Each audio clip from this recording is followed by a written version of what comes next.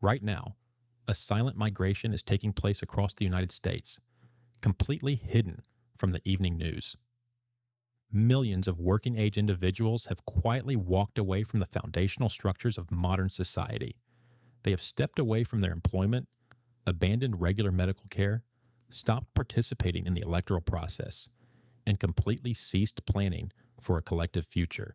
The economic establishment has carefully constructed a technical vocabulary to insulate the public from this reality, classifying these missing citizens under the clinical label of not in the labor force. By simply removing these individuals from the active data pools, the state ensures that as real world societal conditions degrade, the official statistical records look increasingly pristine. This is an accounting illusion. The data demonstrates that this structural retreat is unfolding simultaneously across every layer of the American landscape. Yet the individuals living through it are trapped in the isolating belief that they are suffering through a purely personal failure. You are not alone, and understanding the hidden mechanics of this mass withdrawal is the single most critical step to surviving the collapse of the social contract. The official economic narrative claims that the current unemployment rate of 4.2% represents a stable, high functioning labor environment where opportunities are abundant for anyone willing to exert effort. This widely broadcast metric is built on a highly specific accounting rule that the average citizen does not know exists. The government exclusively counts individuals who are actively submitting applications within a strict 4-week window. The exact moment an exhausted applicant stops sending out resumes into automated corporate portals, they instantly vanish from the headline data. According to the Bureau of Labor Statistics' April 2026 employment summary, there are now 6 million American citizens who explicitly state they want a full-time job, yet are completely ignored by the headline unemployment metric because they did not participate in the job hunt during the previous month. This pool of invisible workers has expanded by a staggering 722,000 individuals in a single year. Within this group, nearly 500,000 people have openly informed researchers that they have completely ceased their search because they are convinced that viable economic opportunities no longer exist for them. This is not a collective deficit of motivation or an issue of generational entitlement. It is a rational, calculated reaction to a broken market. The real volume of this economic displacement is structurally masked by corporate hiring practices. When an applicant undergoes multiple rounds of automated assessments and panel interviews, only to be met with absolute silence from ghost job listings, they are not categorized by the state as discouraged. They are simply scrubbed from the active universe. The structural framework of the labor market means its own failures are used to manufacture the appearance of health. Every time an individual gives up the search out of sheer exhaustion, the official unemployment rate artificially improves. Data published by financial analysts reveals that the quits rate, the metric economists track to measure real worker confidence, dropped to a cyclical low of 1.9% by late 2025. Workers are no longer migrating toward better opportunities. They are freezing in place because they recognize that the external landscape has hollowed out. Today, Americans believe they have only a 45% chance of securing new employment within a 3-month window, a level of baseline pessimism lower than the absolute nadir of the 2020 economic lockdowns. Beyond the millions who have physically left the workforce, an even larger cohort is practicing an internal form of withdrawal. Workplace analytics currently classify a massive 50% of the entire active American workforce as quietly disengaged. Half of the individuals currently clocking into corporate desks, answering digital messages, and occupying retail stations have made an internal, mathematical decision to provide the absolute bare minimum of labor required to avoid immediate termination. This mass psychological retreat is not a sudden shift in the American work ethic. It is a logical, structural response to the total collapse of the historical relationship between effort and financial reward. Data compiled by the Economic Policy Institute exposes the precise anatomy of this broken contract. For 3 decades following World War II, economic productivity and worker compensation scaled in near perfect synchronization. As the economy became more efficient, the workforce directly shared in the wealth generated. However, over the subsequent 45 years, productivity advanced by another 80%, while real worker compensation crawled upward by a meager 29%. Modern workers have realized that increasing their output does not yield financial security. It simply optimizes corporate margins, while their real purchasing power continuously erodes. With 76% of employees reporting chronic workplace burnout, and more than half stating that extreme job insecurity actively drives their daily stress levels, quiet disengagement is not laziness. It is a defensive mathematical strike against an economic arrangement that stopped honoring its promises decades ago. This structural hollowing out has struck young American men with unprecedented severity. The Labor Department confirmed that the male labor force participation rate recently cratered to an absolute record low. Outside of the initial government-mandated shutdowns of a global pandemic, the data has never recorded a collapse of this magnitude across modern history, surpassing the structural damage of the Great Recession, the dot-com crash, and the stagflation crises of the 1970s. Data from the Federal Reserve Bank of St. Louis reveals that 16% of all young men between the ages of 18 and 24 are currently classified as entirely disconnected, meaning they are neither participating in the formal economy nor enrolled in any form of educational or vocational training. A comprehensive study by the Rand Corporation documented a massive, nationwide pattern of young adult men withdrawing completely into isolation, surviving with zero independent income, and substituting real-world societal interaction with digital consumption. This detachment is being actively accelerated by structural shifts in the types of positions being generated. The vast majority of modern job creation is heavily concentrated in service-oriented, historically female-dominated sectors like healthcare support and social assistance. While the traditional career pathways that previously allowed young men to build stable, independent lives are rapidly contracting. The technology and information sectors have shed over 340,000 positions from their peak, while the logistics, transportation, and warehousing fields have dropped more than 100,000 roles. Simultaneously, male higher education enrollment dropped by a massive 1 million individuals over a single decade. When a society loses its young male population to systemic isolation and economic purposelessness, it does not merely lose active tax contributors. It permanently liquidates the foundational human capital required to build stable families, local community groups, and civic institutions.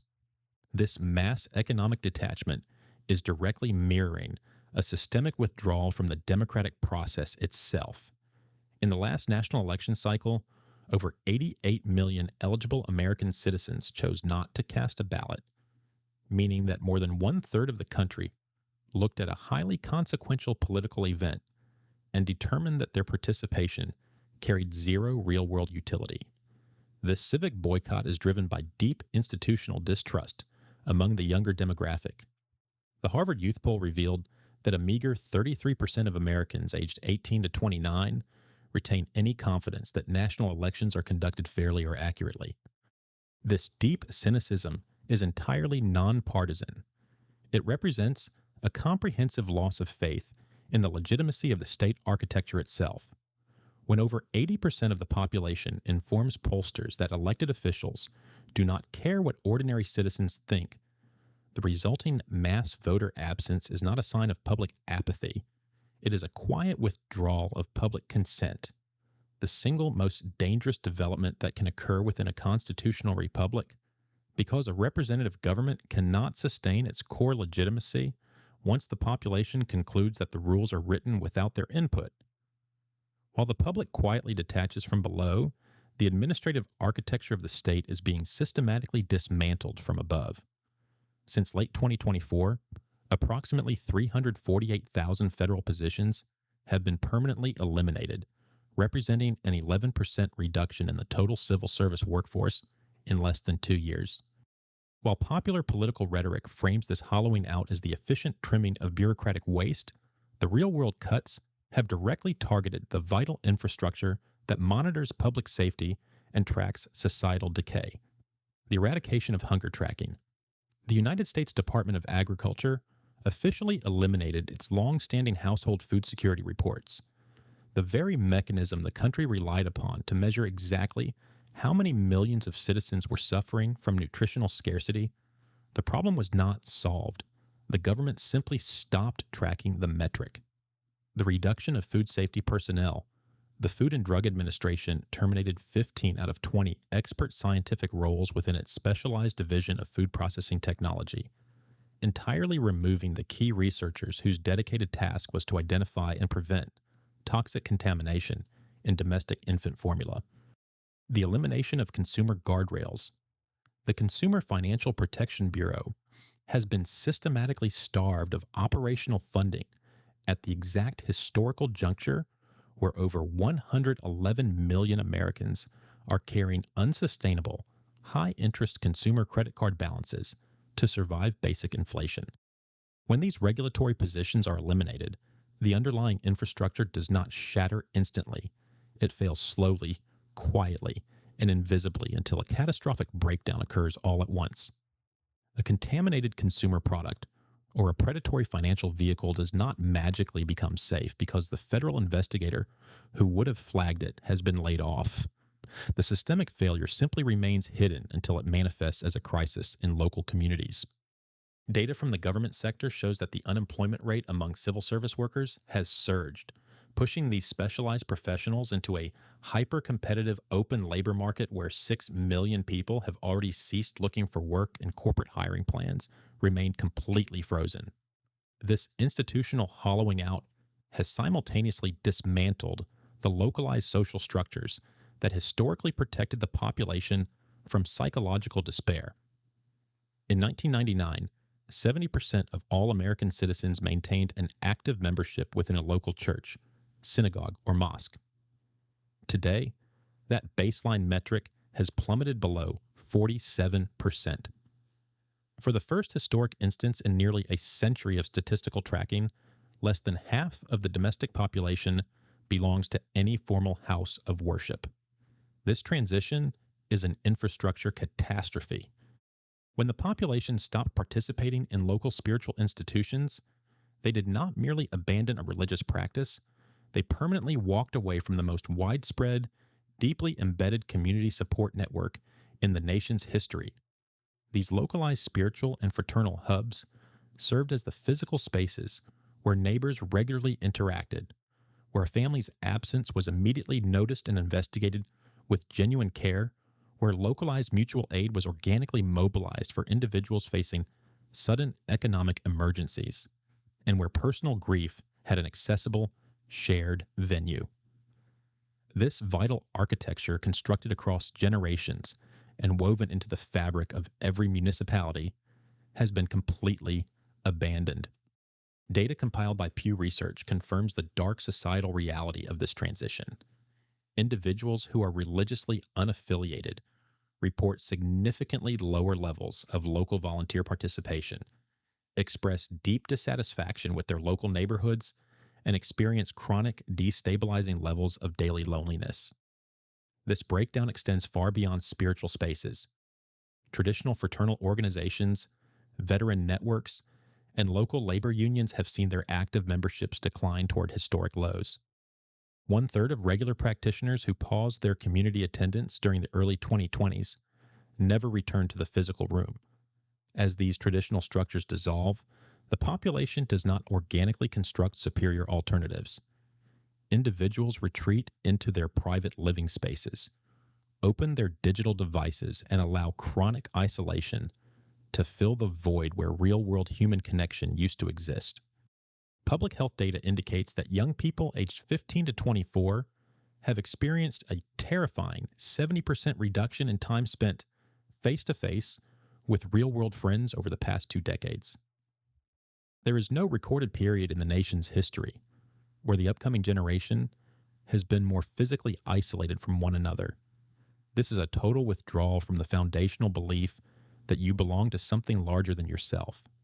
This pattern of defensive avoidance is most visible within the predatory landscape of the American healthcare framework, where tens of millions of citizens are regularly forced to run a dangerous financial calculation late at night. Consider the real world mathematics confronting an average family of four purchasing a standard insurance plan through the public marketplace. They face a monthly premium of $1,800, costing them a mandatory $21,600 annually before they can schedule a single diagnostic appointment. When a family member suffers an unexpected physical injury and requires specialized clinical attention, they discover that their mandatory annual family deductible sits at a crushing $6,200. Because that target has not yet been met, every single medical dollar must be paid directly out of their liquid cash reserves. The invoice for that single medical evaluation routinely climbs past $2,000. Yet, if that same individual contacts the exact same medical clinic the following morning and requests the self-pay cash price for an uninsured patient, the total fee is instantly reduced to $940. The possession of formal health insurance actively makes the delivery of medical care more than twice as expensive as having no coverage at all. This is not a temporary glitch in the healthcare network. It is the system operating exactly as it was designed, functioning as a highly efficient wealth extraction mechanism that shifts the maximum amount of financial liability directly onto the back of the patient at every point of physical contact. Confronted with this reality, the population has reacted with logical self-preservation. Comprehensive data from the Kaiser Family Foundation reveals that 36% of all adult Americans actively skipped or delayed necessary medical care over the past year due to sheer cost. 1 in 5 citizens chose to leave an essential pharmaceutical prescription completely unfilled, while 1 in 7 purposefully cut their pills in half or intentionally skipped daily doses to artificially stretch their remaining medical supply. Nearly half of the entire domestic population openly admits they lack the liquid financial reserves to cover an unexpected medical invoice of $500. People are no longer merely delaying routine checkups. They are actively avoiding emergency rooms, diagnosing severe physical traumas through algorithmic internet searches, purchasing raw medications from unverified veterinary suppliers, and living with chronic physical pain for years because a basic clinical evaluation costs capital they do not possess. Public health studies estimate that over 26,000 Americans die annually from a pure lack of health insurance, meaning they perish not from the biological untreatability of their disease, but from lacking the financial access required to be seen before their condition became terminal. With the expiration of enhanced subsidies, millions more are projected to lose formal coverage entirely, joining the 100 million American adults already buried under a massive mountain of medical debt. The population has calculated that getting sick is a catastrophic financial event they cannot afford to initiate, so they quietly withdraw from the medical system and pray that their health holds. When you step back and analyze the seemingly disconnected developments, they reveal themselves to be identical symptoms of a singular systemic collapse. The worker who refuses to submit another useless application, the corporate employee who mentally detaches from their daily tasks, the isolated young man retreating into digital spaces, the voter who permanently stays home on election day, and the patient who ignores a growing physical ailment are all making the exact same structural calculation. They have looked at the reality of the American system and realized that the baseline social contract is dead. The historical promise that continuous effort would yield home ownership, financial stability, and intergenerational advancement has been completely erased. The average age of a first-time American homebuyer has climbed to a historic 40 years old. Real wages for the working class advance at less than 1% annually, while the raw cost of basic survival escalates by 3%. Working harder has been mathematically transformed into a mechanism that makes you real-world poorer. Faced with this reality, the millions who have checked out are not acting out of irrational apathy. They are acting out of quiet, worn-out resignation. The most dangerous form of this withdrawal is the moment that unfolds entirely within the privacy of your own mind. The moment where the part of your consciousness that used to generate a distinct future simply goes silent. When you stop formulating long term goals because they feel like wishful thinking and replace them with the passive acceptance that this exhausting survival loop is all that remains, you have surrendered your agency to the system. Data from the American Psychiatric Association confirms this mass psychological injury, with 90% of the country now classifying the national mental health situation as a total crisis, and self-reported mental health metrics dropping to the lowest levels ever recorded in the history of social science. But if you are still paying attention to this analysis, it means you have not completely disappeared. Some part of your consciousness is still actively tracking the pattern, still trying to map the real architecture of this transition, because you recognize that seeing the terrain clearly is the primary prerequisite for survival. You must stop waiting for the macro system to repair itself. The central entities that engineered this hollowing out are neither structurally positioned nor motivated to reverse it. Your path forward requires a systematic shift toward local self-reliance and the deliberate construction of independent security. Build real asset insulation. Allocate your excess labor toward securing a tangible physical buffer, minimizing high-interest consumer liabilities, and establishing an independent supply of essential survival goods so that an external systemic disruption becomes a temporary inconvenience rather than a personal catastrophe. Acquire non-automated utility. Intentionally develop high-value practical technical skills that cannot be outsourced, centralized, or deleted by corporate automation algorithms. Your economic value must belong exclusively to you, independent of corporate employment trends. Initiate authentic interpersonal networks. Deliberately break through the digital isolation chamber by executing deep, face-to-face human connections within your immediate geographic area. Talk honestly with those around you about real conditions, because localized mutual aid and raw human solidarity are the only real-world defenses against a predatory economic system. The structural breakdown of the historical contract is already well advanced, but the actual people have not disappeared. You step back into reality not by attempting to fix a broken empire, but by refusing to surrender your personal agency, your local community, and your unyielding belief that your tomorrow can be actively engineered by your own hands. Build your network, secure your perimeter, and refuse to vanish into the background of their statistics.